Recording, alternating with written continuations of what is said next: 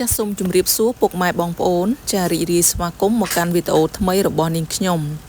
ថ្ងៃនេះសូមនាំអារម្មណ៍ពុកម៉ែបងប្អូនមកទស្សនាចាមឈូសបុរាណដែលចាធ្វើចេញអំពីថ្មភក់ដែលគេយកមកចារៀបទុកនៅខាងក្រោយនឹងព្រះអង្គងោក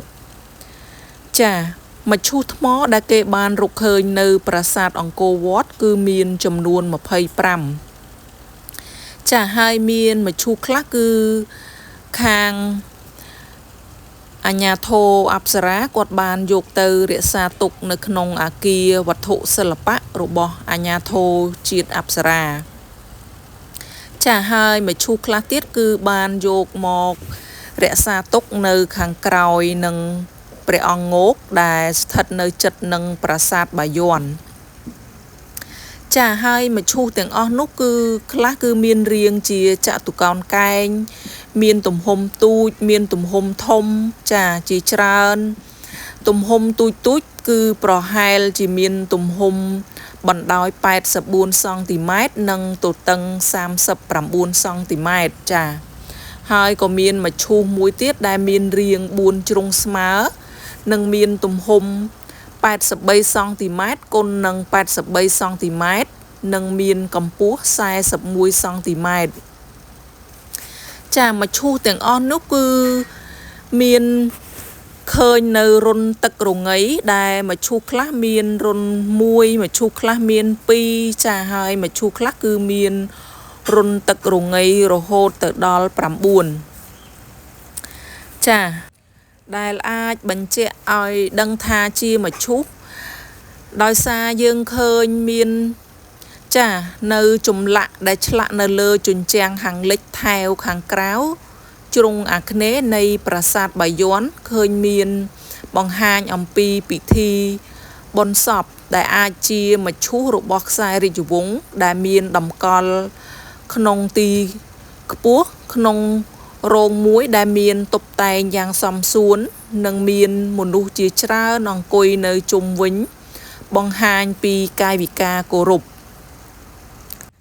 ចានេះគឺសបញ្ជាក់ឲ្យឃើញថាខ្មែរយើងសម័យបុរាណគឺមានមឈូសថ្មសម្រាប់ដាក់តម្កល់ព្រះសព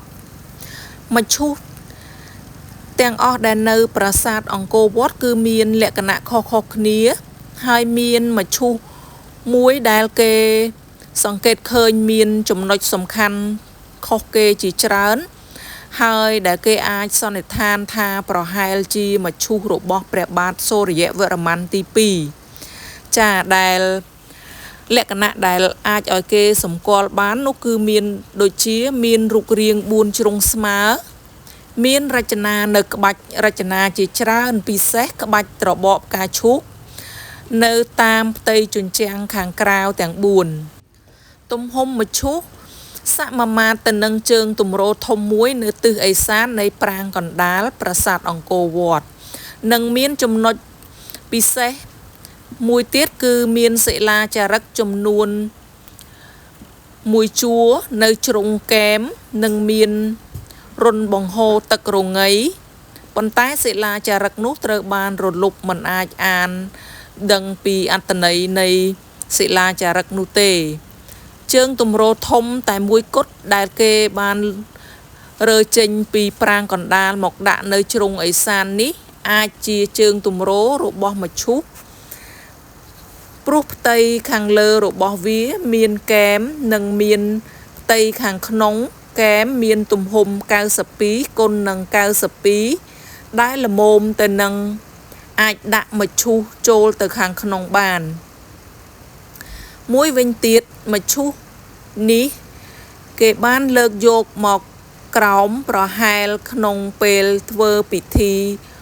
បូជាព្រះសពដែលយោងទៅលើចំណុចពិសេសទាំងនេះអាចឲ្យគេសន្និដ្ឋានបានថាមឈូសដែលមានរាង4ជ្រុងស្មើនេះគឺជាមឈូសរបស់ព្រះបាទសូរ្យវរ្ម័នទី2ចាដែលមានមរណនាមហៅថាព្រះកំរងតែងអញបរមវិស្ណុលោកចានេះគឺជាការបង្ហាញនិងការសន្និដ្ឋានខ្លះៗតាក់ទងទៅនឹងមឈូសជាច្រើនដែលយកមក ចារក្សាទុកនៅក្រោយព្រះអង្គងោកចាប្រសិនបើពុកម៉ែបងប្អូនចង់មកទស្សនាមឈូសបុរាណនេះពុកម៉ែបងប្អូនអញ្ជើញមកប្រាសាទបាយ័នចាឈ្មោះមកកាន់ព្រះអង្គងោកចាគឺនៅក្រោយនឹងតែម្ដងចាអរគុណច្រើនពុកម៉ែបងប្អូនវីដេអូនាងខ្ញុំក៏ឈានមកដល់ទីបញ្ចប់ដែរចាពេលនេះនាងខ្ញុំក៏សូមអរគុណសូមជម្រាបលាជួបគ្នានៅវីដេអូក្រោយ